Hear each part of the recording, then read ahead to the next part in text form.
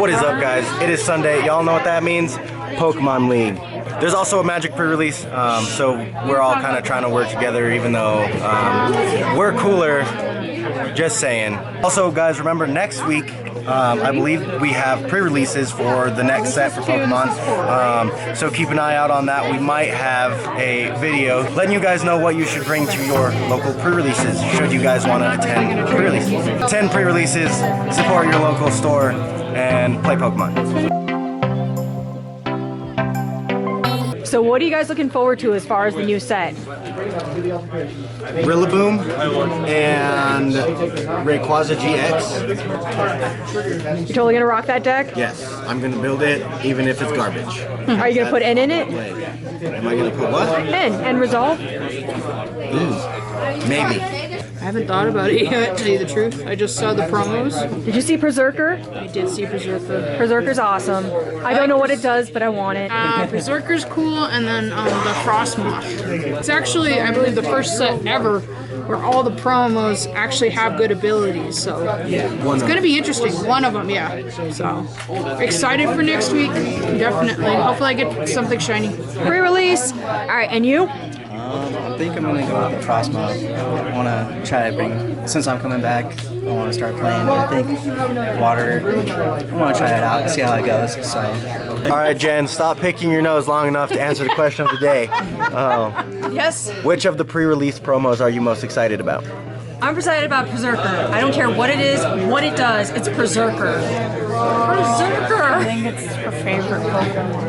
It's gonna be Zigzagoon. It's my favorite Pokemon from the new games.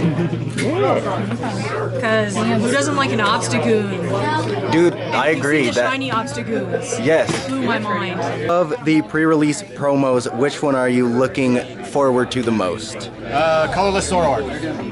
Colorless Zoroark. Chinchino.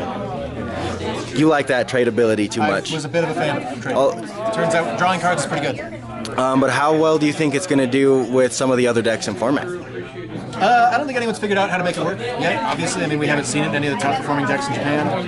But it's going to be in format for 2 years. Yeah. Because we get it at base. So I have no doubt that it will have its time. It's going to be, I mean, that ability is so good. It's so good. Trade is one of the best abilities that they've made in a long time. Absolutely. And the other promos, I mean, Frostmoth Deluge is also an insane ability, I guess. The Rillaboom is pretty cool. I think the Rillaboom is kind of, I mean, we had, Beakavolt. It's clunky. Right, it's clunky, it'll be good in certain decks. The Frostmoth is going to be really good. But I think trade in the long term is just too good an ability to not be excited about. What are they? They're Frostmoth, Rillaboom, Chinchino, and I forget the other one.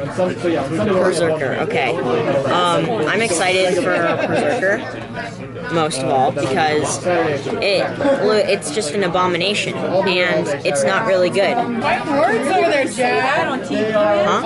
No. Okay. I'm sorry. Berserker, please don't hurt me.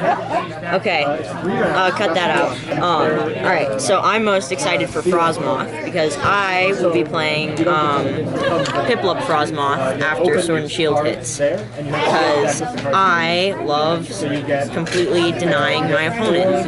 And yeah, it'll be great, because I get turn 1 or turn 2 Piplup Bubble Hold 24/7, and it'll be fun.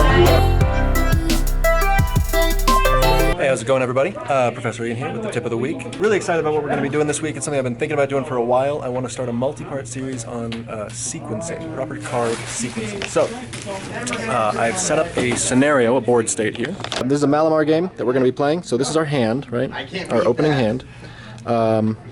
And we're going to talk through a couple different ways that we could play this hand out to really get maximum effect and optimize our cards. So, first thing, we're going to draw for turn, right? And we're going to get another Inkay. What do we want to do as a Malamar player? We want to get Giratina in the discard so we can use its effect.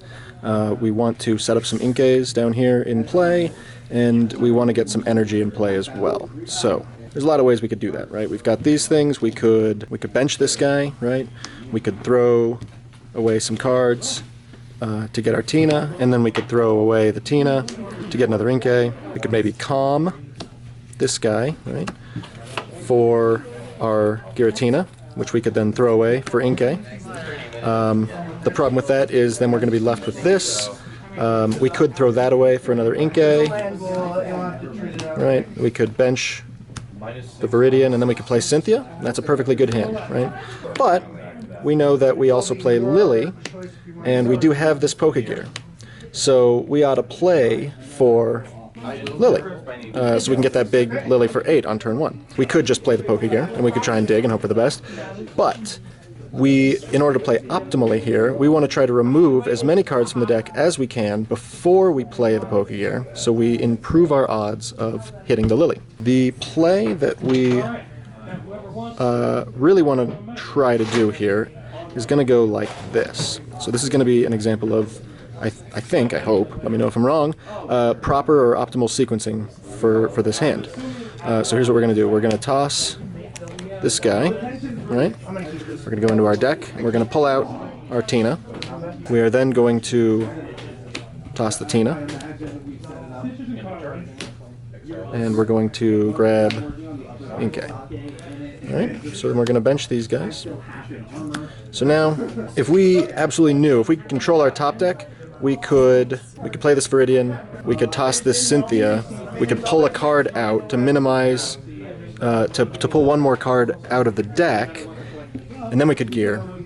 But it's a little risky. So we're gonna play the Pokegear, and let's, we've now thinned quite a few cards out of the deck. So let's say we get lucky and we do draw the Lily. We are now able to toss the Cynthia with Viridian. We can bring back our Tina, attach that energy to it, and we are now able to Lily for full effect, big Lily for 8, and get a fresh hand off of that seemingly kind of so-so starting hand, right? So that is one example of proper card sequencing, which I guess I should talk a little bit about what that is, I guess, if you guys aren't familiar with proper card sequencing. Or first, the idea that when we're playing our cards from our hand, there's a lot of different ways we might play them, and the order that we play them in can drastically affect the outcome of the turn.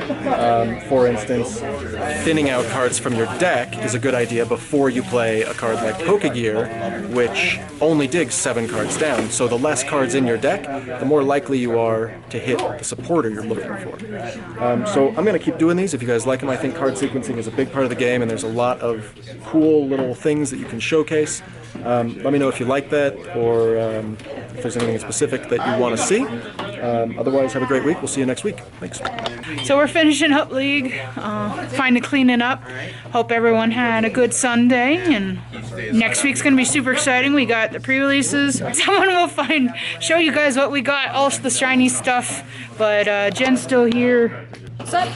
And Ian and Clee's over there. But join us next week for the pre-release. It's going to be awesome. Right? Besides that, we're going to say goodbye to you guys, and have a great night. Train on.